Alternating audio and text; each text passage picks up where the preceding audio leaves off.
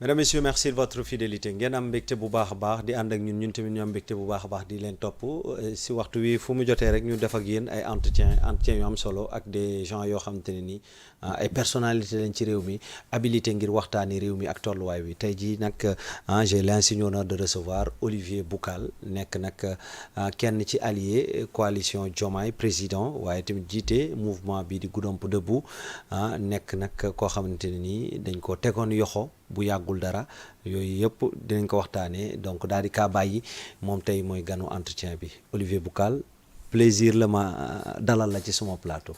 merci man tamit kontaan naa bu baax a baax di ñëw fii waxtaan ak sénégalais yi. di profito nag di nuyu. population bu Goudomp. bu baax a baax. gars yi namoon nañ la oui et puis won nañ moom ko samedi passé. c'est ça. en tout cas. Olivier Boucal nekk kenn ci ñi nga xamante ne ni jàppoon nañu leen donc mu def ci kaso bu Rebeuss 9 mois daanaka xam naa ne ci waxtaan bi dinañ ci ñëw mais en attendant je tenais vraiment à yéen nuyu leen ñi nga xamante ne nii ay jullit lañ ñi nga xamante ne nii tamit ay chrétien lañ te ñaar ñëpp nekk ci koor donc lay wane rek ne Sénégal réewu jàmm la yàlla na fi jàmm yàgg en tout cas képp ku ñuy suivre moo xam loo gëm rek loo mën di nekk rek cant ak ngërëm ñeel na la donc du côté de la régie également Issa ak Malick ñoom ñi ci jàpp ak Abdou Aziz ci coordination bu tax lépp yàmb jaajëf Olivier Boucal fi ñu koy tàmbalee mooy déjà wax naa ko 9 mois nga def ci kaso bu Rebeuss génn nga donc lan nga ñu mën a wax ci li nga dund ci 9 mois yooyu. bon li ñu dund bëri na nag dund nañ ci lu bëri mais bon sant yàlla rek parce que man damay ne prison de. metti na trop mais da ngay jàngale lu bëri ci biir prison bi donc ce qui fait que ñun tamit on est des croyants moo tax lépp loo xamante ne dal nañu dañ koy wékk ci loxo yàlla di naan en tout cas moom daal mooy suñu borom quoi mooy suñu borom lu mu namm si ñun moom mooy am faaw mu am effectivement donc mais kaso mu ngi noonu daal ñu on l'a vécu en tout cas avec beaucoup de dignité. Beaucoup de dignité. 9 mois yëpp ba génn. alors avant génn bi am raconte ñu un peu nu mu demee nu ñu la jàppee circonstances yi lan moo xew nan la ñu dañoo jékki rek man bi ma lay dégg yaa ngi woon Maroc après ma jékki rek ñu ne ma yaa ngi yóbbu nañ la. je sais pas comment ça s'est passé. man nag dama jëloon disponibilité depuis début décembre.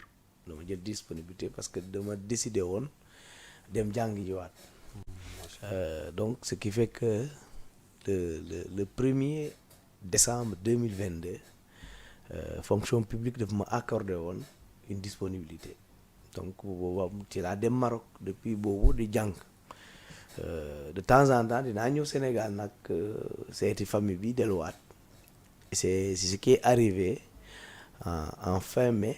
dama ñëwoon Sénégal mais période bi ma ñëwee nag dafa tombé ci la Sonko doon quitté Ziguinchor pour dellusiwaat Dakar. donc ñëpp xam nañu lii xewoon ci période boobu Sénégal tàngoon na lool. et j'avais fait 2 semaines ici à l'époque ci 2 semaines yooyu yëpp maa ngi doon circuler fii man nu ma manifestant def naa lépp mais jour bi may ñibbi. ñu interpellé ma à l'aéroport. bi ngay ñibbi.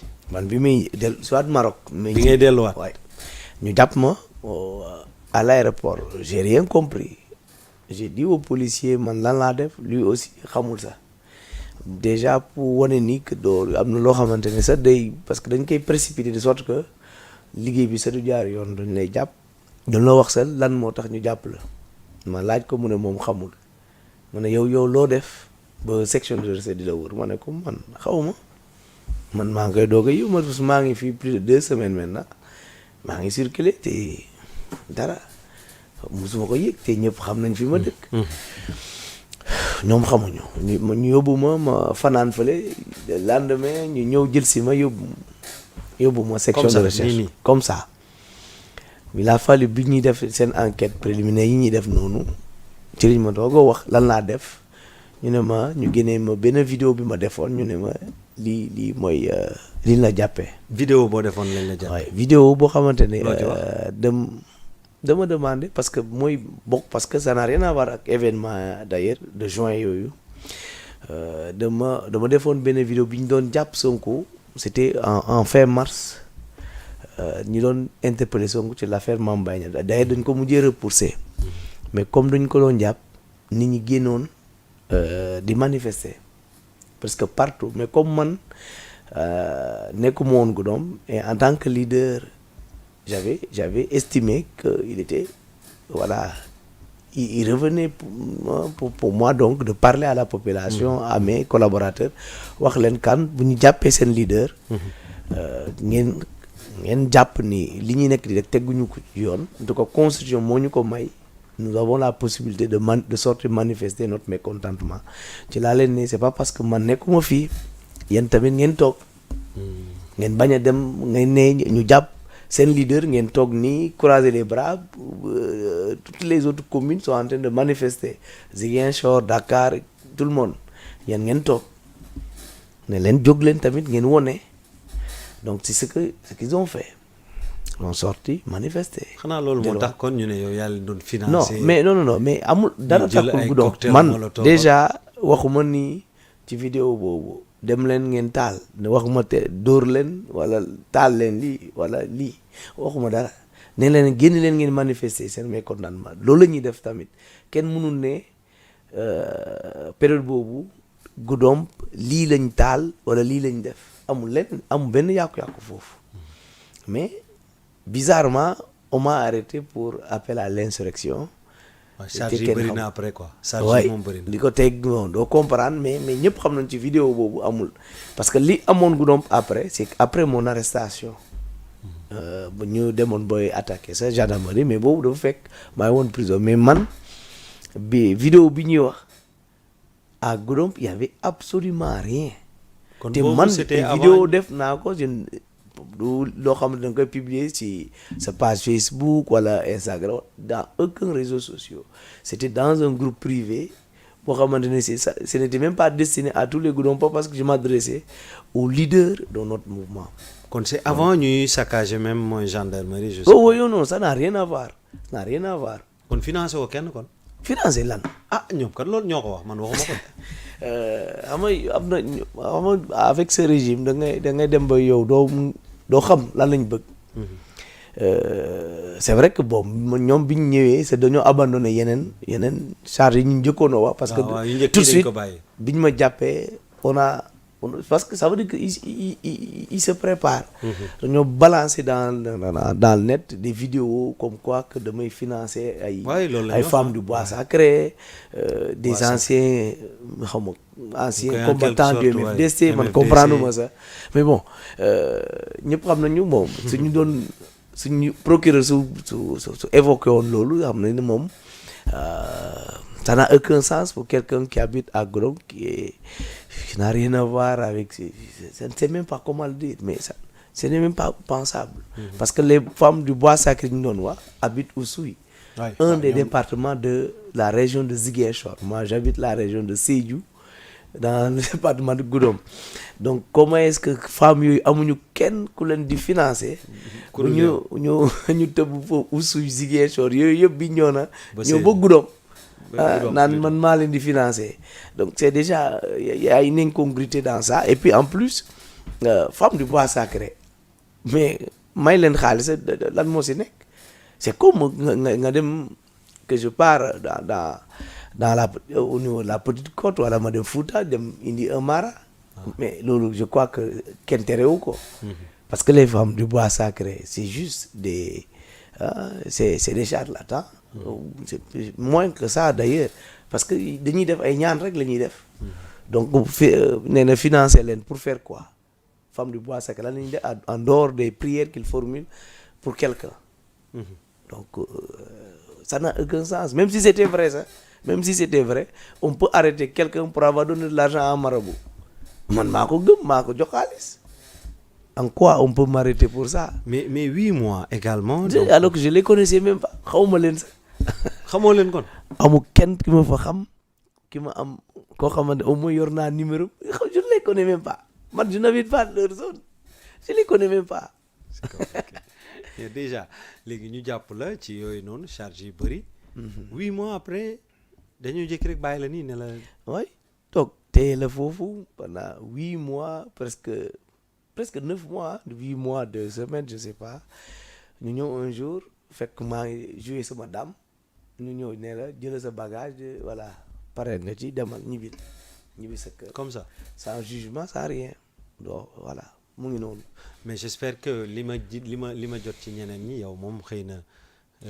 non man kay ba maltraité wuñ la wala ndax dundoo lu metti je sais pas ndax ku génn da nga naan man bon. man bi ñu may jàpp moom dunduma ci metti parce que je crois que ñoom bi ñuy jàpp les manifestants et autres ñoom lañ doon toroxal mais ñun ñoo xamante ne dañ leen jàppoon dans d'autres trucs parce que da nga def un post une vidéo bon kenn toroxal. kenn defu la dara même ba ci biir prison bi. mais ci biir prison boobu xam nga condition prison moo metti. les conditions même avant ça ñu fay yóbbu les prisonniers politiques ñëpp déggoo nañu la population carcérale. moo tax may laaj ndax dundoo loolu yow.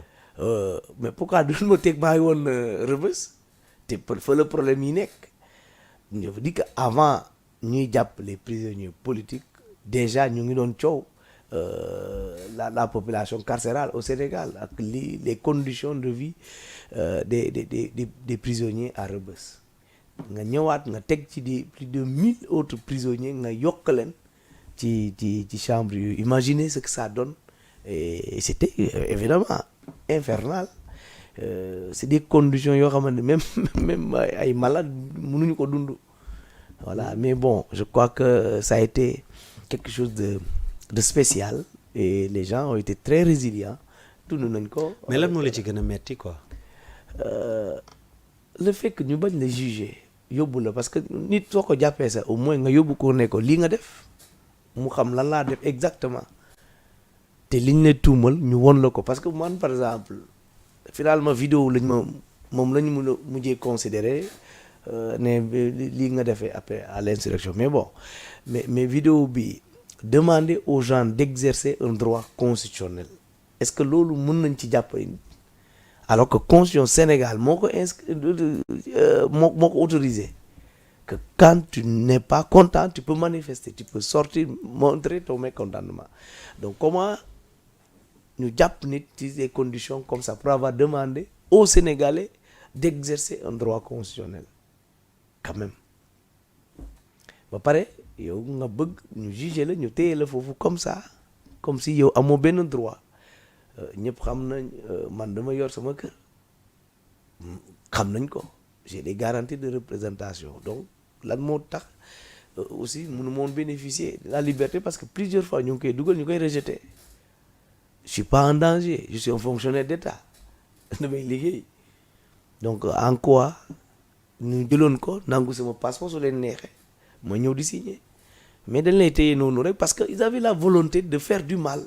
C'est un régime violent qui est là et qui tente de museler les gens. Au contraire, ñoom xamuñu sax dañuy doon façonner ils étaient en train de fabriquer d'autres personnes parce que ça ne prospère pas. D'accord. Parce que nit soo defee dara ci ngay buñ la jàppee ci loo xam ne def nga ko da ngay rus au contraire ñun on marche fièrement en prison à la sortie tu rencontres un kidam dans la rue fièrement tu lui dis moi je viens de prison.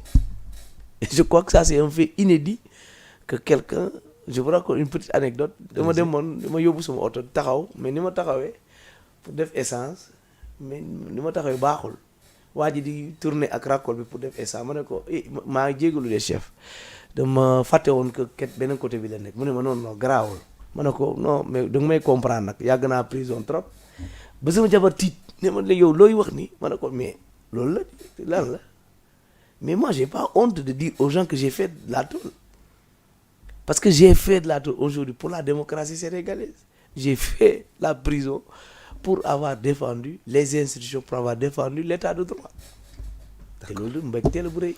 alors déjà ki nga defaloon poste bi ba tax ñu jàpp la muy Ousmane Sonko actuellement ñu ngi annoncé ne moom comme Diomaye probablement war nañoo mën a génn mais avant loolu li ci gën a doy waar benn mooy Diomaye sa allié donc moom il est candidat mais au même moment ñu ngi ko tere censurer temps d'antenne am à la RTS tere ko mu génn battre campagne donc mu nekk sa allié lan moo ci sa xalaat par rapport à ça.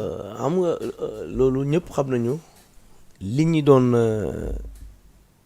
wax depuis le début moom mooy am c'est-à-dire comme nu ñuy def ba Pastef du am candidat ñoom nag ci tànk yooyu la ñu doon dox ba fekk nag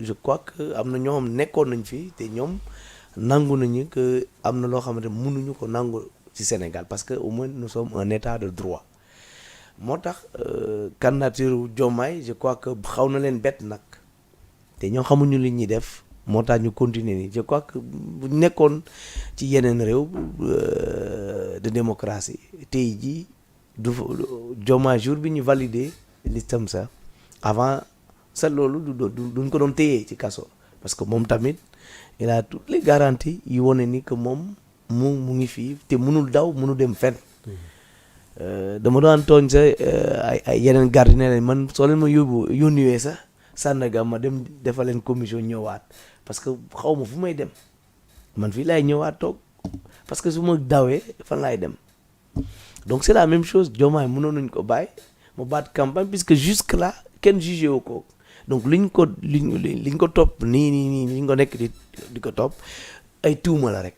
d'accord ci donc tuuma il est yooyu présumé innocent donc en quoi donc nga téye nit ki alors que amul benn peine bi mu nekk di encourir donc nga jël ko nga téye ko ci kaso empêcher ko bu mu baat campagne comme ay moromam et donc il y a déjà une rupture d'égalité entre les différents candidats mais bon loolu nag ñun dérangé wuñu nañ ko téye ñun dinañ def liggéey parce que le Pastef et disons la coalition parce que il faut dire la coalition Diomaye président est une large coalition de partis politiques et autres mouvements tey boobu on est assez bien organisé la preuve en est que malgré toutes les manœuvres ils n'ont pas réussi à empêcher la candidature de Diomaye donc loolu moom ñun ñu ngi baat campagne et je crois que ñun rek la ñuy sentir que ce soit ici à Dakar comme dans les régions man fi ma jógee à Goudomp j'ai battu 3 jours de campagne depuis le dimanche jusqu'à hier mais amul benn coalition bi fa nekk di baat campagne à part la coalition Diomaye donc mais seen coalition Ousmane Sonko nekk ci bopp bi Ousmane Sonko itam fi mu toll nii ñu ne lépp luñ ko toppoon daanaka raxas nañ ko maintenant il redevient électeur donc déjà ñu toppee ko depuis des mois comme yow nii rek xëy un bon jour ne dara nekkatul ci kawam même bu fekkente ni y'a loi d'amnistie bi mais loolu tamit est-ce que noo ko mën a jàngatee noo koy mën a expliquer également. xam nga dëgg bu yàgg-yàgg moom mooy mujjee te aujourd'hui ils ont montré à la face du monde que Sonko nekkuloon nitu fitna parce que da ngay xëy un jour on le lave à grande eau ne ko yow toppetuñ la dara ci àdduna mais je crois que ñoom fi ñuy jubloo ñoom ñoo ko xam parce que am na loo xamante ne soo ko xoolee da ngay xam ni tout de suite am na li ñuy bëgg bu fekkee ñoom seetal Ousmane Sonko mooy tax ñu redemander reprise du processus c'est que dañuy sonal seen bopp ñun moom sénégalais dafa sonn les sénégalais sont fatigués mënuñu dëkk ci réew moo xamante ne fitna la jusqu'à quand il est temps que vraiment les sénégalais sont fatigués et les sénégalais ont la trouille tout le monde a peur parce qu'il y a beaucoup de choses qui se sont passées dans ce pays. Il est temps qu'on passe à autre chose pour que le travail revienne. On ne peut pas maintenir comme ça en haleine le pays pendant 3 ans. Kenn mënul def dara. Mais c'est pas possible.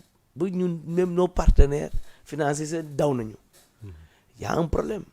Et que donc fii nii on est dans un état de droit. Il faut que ñu respecter ko. Conseil constitutionnel nee na ñu dem élection parce que le président bi fi nekk le président sortant day jeexal le 2 donc on va aller aux élections même si c'est notre souhait que Sonko au moins mu recouvrer toute sa liberté ñun loolu lañ bëgg loolu lañ ñu ñaan mais processus bi kenn mënatu koo dàq. dañuy dem parce que y a jusqu'au bout. PDS bi wax ne war nañoo mën a dàq processus bi. nuñ koy dàkkee.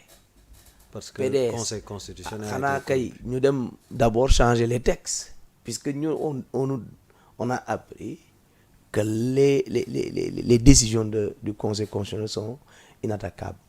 moo nekk donc ci lépp munoo quoi. donc mënuñu jël une décision nga naan yow PDS yow yaa koy dàkk. parce xam que nga PDS Cour suprême lañ dem. ñoom dañoo war a xoolaat seen bopp. ci naka. dañoo war a xoolaat seen bopp mënuñu yor un état comme le Sénégal ñoom ci seen seen bëgg-bëgg xanaa Sonko ñun éliminé wuñu Sonko te mu nekkoon suñu candidat mais est-ce que dañoo dégg ñu jàpp si combat bi ça a été quelque chose de phénoménal à Goudomp puisque gis nañ loo xamante ni kenn xalaatu ko woon des férus des grands défenseurs de l'APR de Benno Bokk Yaakaar ont quitté parce qu'ils ont arrêté un fils de Goudomp donc demoon nañu ba on a oublié les clivages mais parce que on regarde parce que dañoo jàpp injustement un fils du terroir ça a été un phénomène ma dem Goudomp ils me l'ont encore montré ils ont fait une démonstration extraordinaire à perte de vue nga gis ay nit ñi pour génn justement teeruma donc ça a été quelque chose d'exceptionnel et c'est dans cette ambiance là lañ démarré la campagne de dimanche jógee samedi pour l'accueil et le dimanche ñu démarré suñ campagne te ba tey jusqu'à hier mardi ñun kese ñoo nekk sur le terrain gisuñu kenn et toute la population à l'unanimité presque ils vous disent que maintenant on est fatigué avec ce régime et on a compris avant on n'avait pas compris mais c'est maintenant qu'on a compris. mais kañ nga rallier la coalition Diomaye Président. depuis élection législative. Ah, d'accord. la fa rallier même si. il a fallu organiser un congrès de façon officielle pour rallier et c'était au mois de mars. Mars 2023. Mais depuis juillet 2022 donc j'ai déjà commencé à travailler avec le PASTEF. le PASTEF. man dama yaakaaroon ne puisque fi nga nekk di liggéey peut-être gis nañu cadre yëpp dañoo dem na li ñoom ñëpp PASTEF lañ. non waay du ci dara. non du ci dara la preuve année que man parce que domaine moom pratiquement.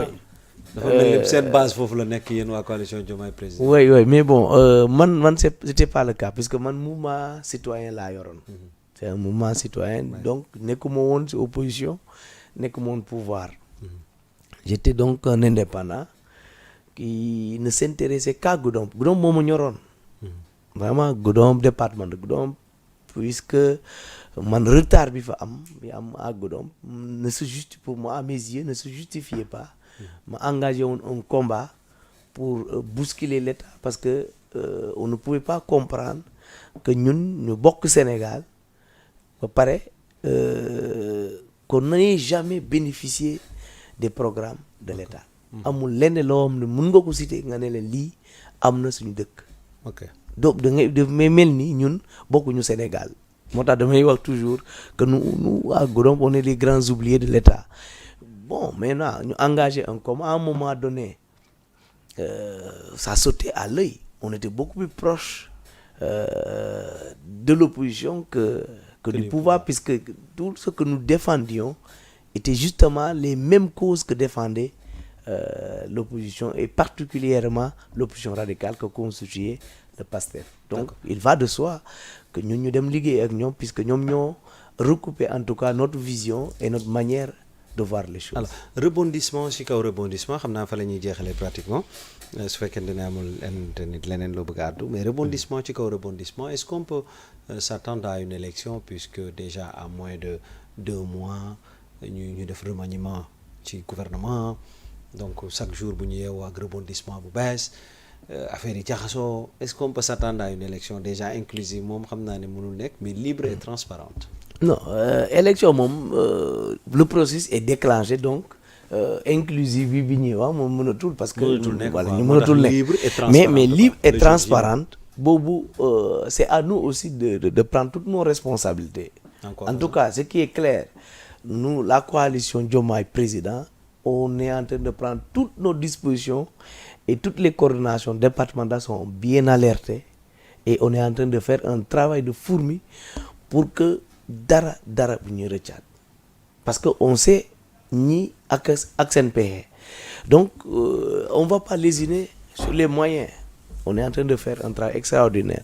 Maintenant, est-ce que encore quelqu'un peut venir perturber le processus là? En tout cas, ku ko def dina am problème ak sénégalais waxuma sa suñu coalition mais dina am problème ak sénégalais parce que je crois que dañoo sonn léegi ci liggéey bi ci xeex bi nit ñi dañoo bëgg a dem élection ku war a gagner on passe à autre chose. Donc moo tax processus bi mënuñu koo dàq. Macky Sall il a tout intérêt te xam naa ni moom tant qu'en tout cas yi mu nekk jéego yi mu nekk di poser actuellement. wone na ni que vraiment il faut évoluer. D'accord. Maintenant doo xam lii xew mais man je pense que il a compris et que donc il faut qu'on avance quoi. Donc mënatuñu arrêter processus bi. On va aller aux élections. D'accord. Alors peut-être mot de la fin wala loo xam te ni bëggoon nga ko aborder te jotuñu ko aborder ci entretien bi gàtt na mais am na solo. oui non bon en tout cas xanaa di leen gërëm encore ci occasion bi ngeen ñu may chaque fois. pour ñu mun a wax ak Sénégalais yi. exprimer suñu opinion. ci doxalinu réew mi. Je crois que c'est très important. En tout cas di wax gars yi daal campagne démarré na. te il est très important que ñu jël les choses au sérieux parce que te nekkuñu di fal kese un président. mais am na loo xamante ne am na Sénégal il faut que mu dàkk. mooy fitna et tous les problèmes qu'il y a eu ces 3 dernières années. Et il y a que l'élection du 24 qui peut le changer et qui peut porter réellement le meilleur profil que nous avons qui est Diomaye Diakhar Faye. jërëjëf Olivier Boucar c'est vraiment plaisir ñu dalal la ci suñu plateau. merci di ñaan yàlla rek yàlla gën la may kattan. merci beaucoup. donc waaw nga nekkaat ci jàmm daal en tout cas. noonu la c'est ce que loolu la ñu lay ñaanal en tout cas. merci en tout cas on n'a pas perdu le sourire. waaw sourire bi moom la ñuy bëgg di gis chaque jour quoi. c'est ça. après 8 mois de passé ci prison bi mais. c'est ça non vraiment voilà ñun pour ñun dogalu yàlla la.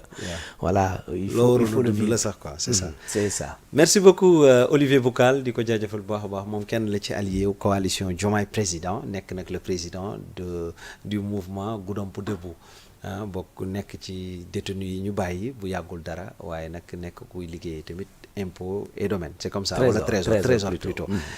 merci beaucoup en tout cas mu nekk cadre la ci waa Pastef kàngami coalition bi jërëjëf ci teewaay bi tey ci waxtaan wi. di jaajëfal baax a baax waa Goudomp yëpp merci beaucoup en tout cas yéen ñëpp doon ñu suivre merci de votre fidélité renouvelée à Sénégal 7 jaajëfal Omar Apo Mendy ñoom ñëpp di leen nuyu bu baax a baax képp ku ñuy seetaan rek moo xam nga nekk ci Sénégal baa nga nekk ci biti réew. ñu ngi lay fekk ba fi nga toog nuyu la ci nuyoo yi ñu yaakaar ne moo gën ci nuyoo yi du côté de la régie également Issa moo ci nekkoon moo tax ba lépp daal di yemb Malick du côté de l'exploitation comme Aziz de la coordination ñu gërëm bu baax a baax toute l'équipe de Sénégal 7 ans dañuy joxonte rendez-vous rek su neexee borom bi ci kanam tuuti ci yeneen ay émission waaye d'ici là restez branchés scotchés jamais déconnectés sur sénégal7.com jaa ngeen jëf merci et au revoir.